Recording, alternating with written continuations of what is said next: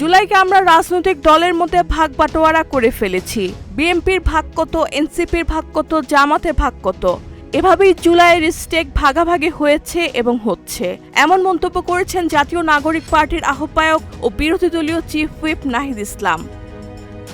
৭ August মধ্যরাতে নিজের verified Facebook পেজে দেওয়া এক দীর্ঘ আবেগঘন পোস্টে তিনি বলেন, জুলাই অভ্যুত্থান কোনো রাজনৈতিক দলের একার ছিল না, এটা ছিল সর্বস্তরের সাধারণ মানুষের আন্দোলন।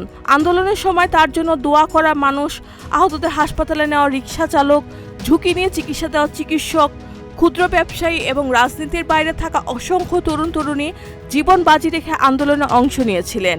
নাহিদ ইসলাম বলেন, আন্দোলনের পর এসব মানুষের বেশিরভাগই নিজ নিজ জীবনে ফিরে গেছেন। এখন তাদের মিছিল, সভা সমাবেশ কিংবা রাজনৈতিক কর্মসূচিতে দেখা যায় না, অথচ তাদের অংশগ্রহণ ছাড়া জুলাইয়ের আন্দোলন সফল হতো না। পোস্টে তিনি আরও জানান, গত 2 দিন ধরে আন্দোলনে অংশ নেওয়া মানুষদের ব্যক্তিগতভাবে কৃতজ্ঞতার বার্তা পাঠানোর চেষ্টা করেছেন, তবে সবার কাছে পৌঁছাতে না পারায় দুঃখ প্রকাশ করে বলেন, সবাই জুলাইয়ের মালিক, সবাই জুলাইয়ের রচয়িতা, আমি আপনাদের কাউকে ভুলে যাইনি।